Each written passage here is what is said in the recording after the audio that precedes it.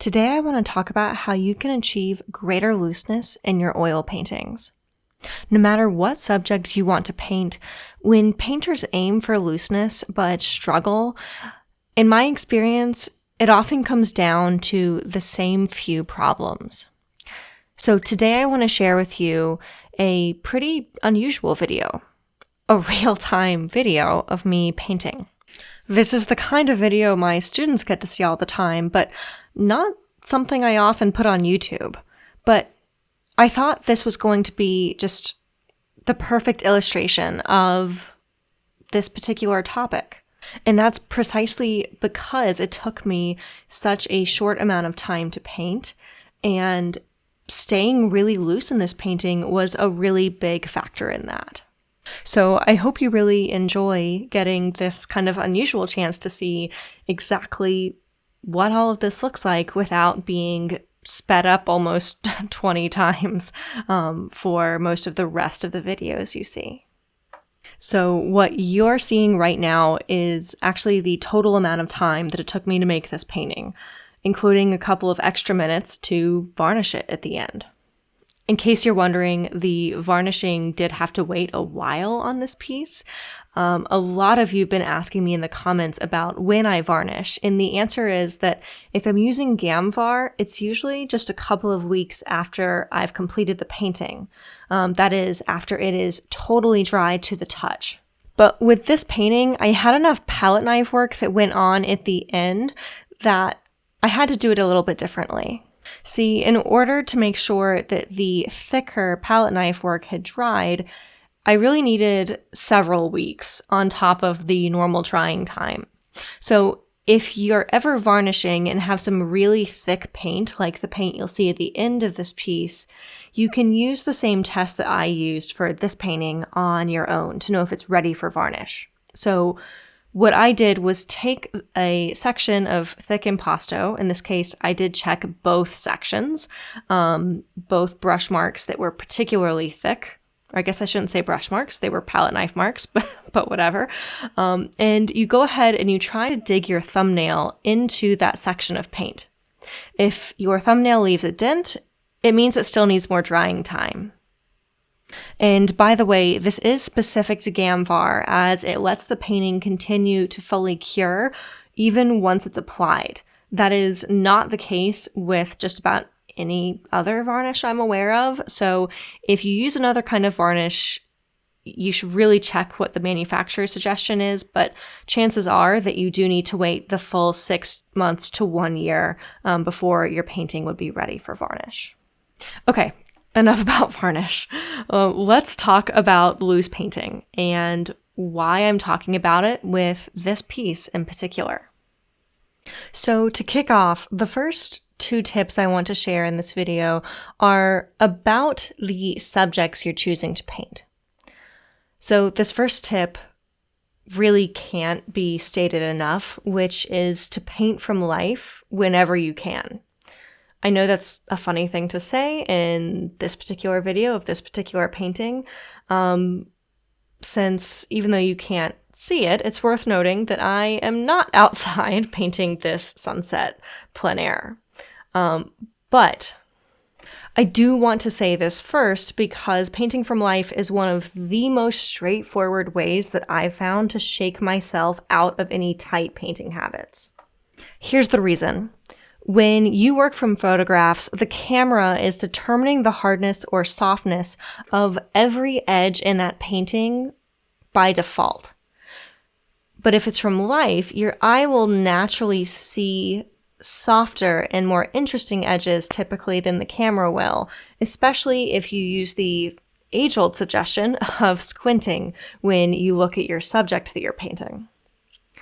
In my experience, the discussion of edges goes hand in hand with discussions of looseness, because many beautiful loose paintings still do have areas of very fine detail that, simply put, are pretty tight. The reason we talk about them being so loose, though, is because they use their looseness wisely and have a variety of edges in the painting. Some hard and crisp and detailed, and others soft and painterly or altogether lost. So when we talk about painting from life being really helpful in creating a variety of edges in your work, it is also there to promote a sense of looseness in your work. But let's talk about another advantage of working from life. Unless you have amazing vision, your eye naturally filters out a ton of detail, and you simply can't help but omit a lot of information that you would be tempted to capture if you were working from a photograph. That was actually the case here, despite the fact that I did have a photo. So while I wasn't painting from life, I didn't have a ton of information in my photo reference, so I couldn't paint for hours toiling away at all these details, even if I wanted to, because I just couldn't see them. And there was something really freeing about that.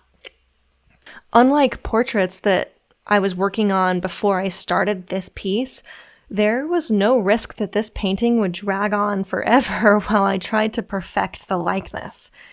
Instead, I found that I could evoke a landscape within just a few minutes, and this was such a refreshing and fun break. Which brings me to my next tip, which is try mixing up your subjects. A lot of people like to talk about certain subjects being the most challenging or the most impressive when done well, but in my experience, every subject brings with it its own demands and things that it will show off. By that same token, I found that every subject has certain weaknesses that it will expose if you let them. Cityscapes will tax your knowledge of linear perspective. Other kinds of landscapes will make sure that you know how to push aerial perspective. Portraits demand accuracy of drawing to capture a likeness. In flowers, you have to have a great sense of color to paint well, and the list goes on. I've talked about this idea before on my channel, but sometimes we can get so locked into our goal of becoming better painters that we drive ourselves a bit crazy doing it. We slave away, painting after painting, honing our sense of anatomy, or trying to get the exact kind of brush mark, or mixing better color. And sometimes we just need something easy and different and fun, a break. That's exactly what this painting was for me. An opportunity to let loose and just see what happened. This, I think, can be compounded when you combine painting something new with painting from life.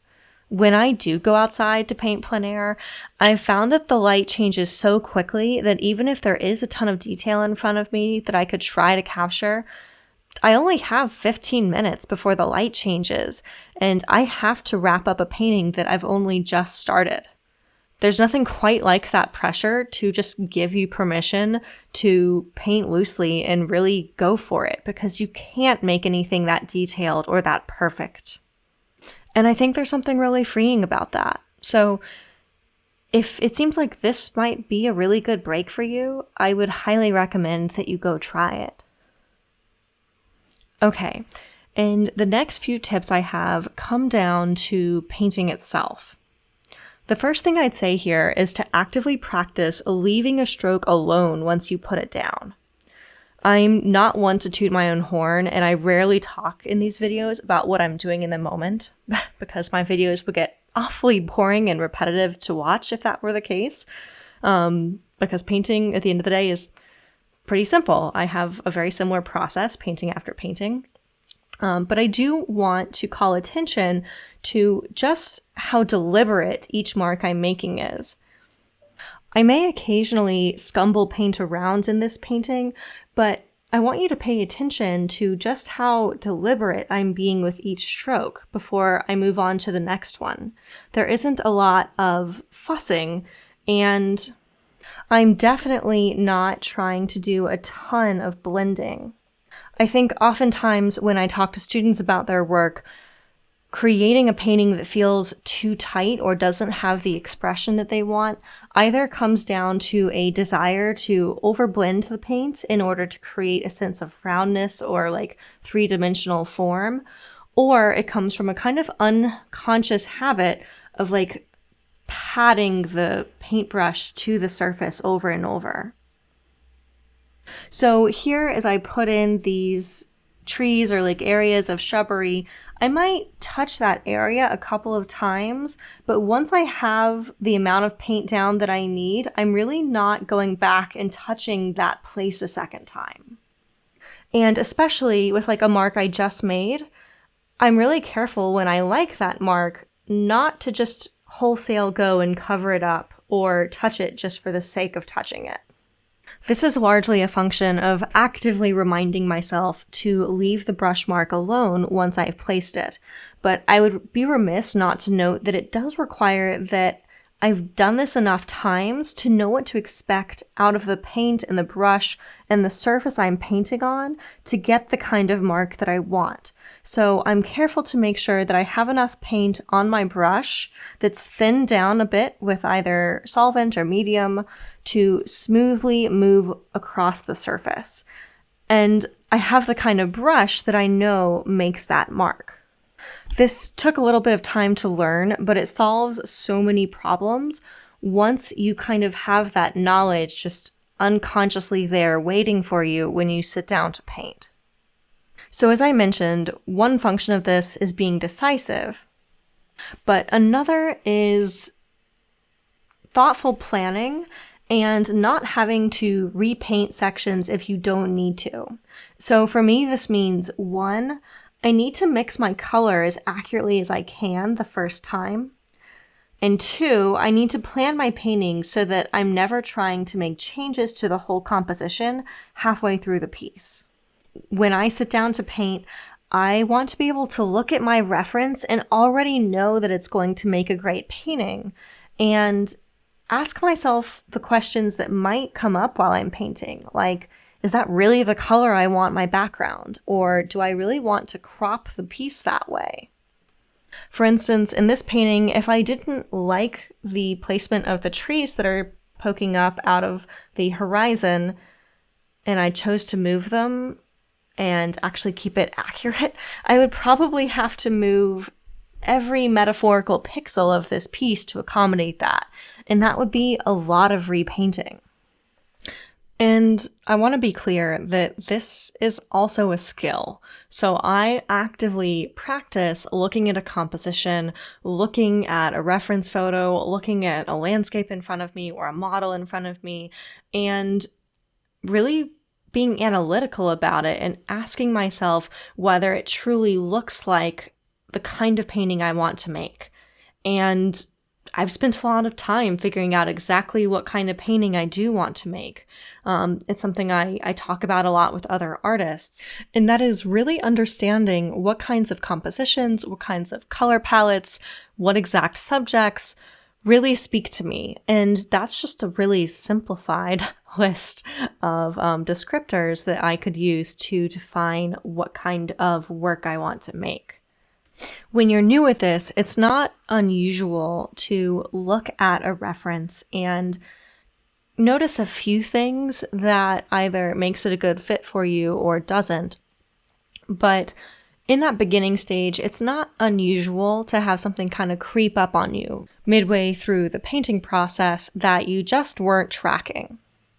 So maybe you were working on a still life and you laid everything out in a way that perfectly mimics your goal for your painting, but then you suddenly realize that you're painting it from totally the wrong angle to get the kind of drama that you were trying to capture.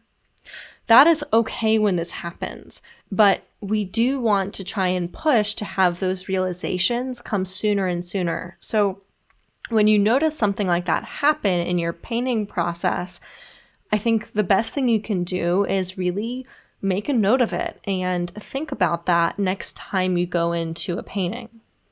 So that really covers the planning piece of this. But what about the color piece? Obviously, color is just one small component of the whole painting. But it's something that I find encourages painters to repaint really often.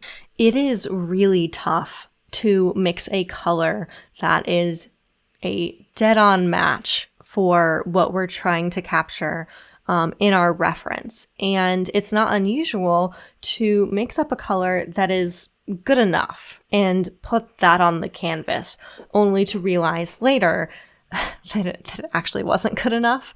And we need to put down more paint, which can result in our paint kind of mixing and running together, and maybe you lose some of the cleanness of your original brush stroke that hopefully you put down and otherwise weren't going to disturb until you realize you had to repaint it to get the color right. Another thing that I find is really common is for the color to be wrong in an area, and rather than just mixing the correct color, a painter might overcompensate. So let's say you have something really simple, like you are mixing a gray on your, you have a gray on your canvas that you're trying to put down. And what you put down is too dark. It's too close to black. And rather than just mixing the correct gray, what you do is you just grab some titanium white and you go into that area that's too dark to try and even it out. The problem is that what happens there is that you wind up doing the mixing on the canvas instead of the palette. And mixing is not a place where you have these beautiful, clean, elegant brush strokes. It's a place where your brush strokes all run together because you're trying to homogenize that paint. If you find this happening often, first I want to say don't worry. This is really, really normal and common. It's just something that you want to start being actively aware of in your paintings so that you can create the kinds of marks you actually want and minimize the time repainting a given section of whatever piece you're working on. I do find that color checkers are a really, really great tool for this. Other things that can help if you are working from a photo reference, I really like using the eyedropper tool in Photoshop and just matching the eyedropped color rather than trying to understand the color in the context of the whole image. And an even simpler version of the same exercise is that I know a lot of painters who love going out to hardware stores and getting paint chips, the kind of like paint samples you would get for wall color for your house. And you can go and get these paint chips and actually practice mixing that exact color. And the way you know it's right is that you literally mix up the color and put it on the paint chip to see if it's accurate. This can be a really cool, just easy exercise if you want to do some painting, but don't necessarily know what you want to get into, but want to keep working on your skills. All right, and those are my top tips for creating looseness in your oil paintings if you struggle with making your paintings too tight or too muddy. As always, I want to thank you for watching. If you haven't yet, please like this video, subscribe, and hit that bell icon so that you don't miss any new videos coming out. And until next time, happy painting.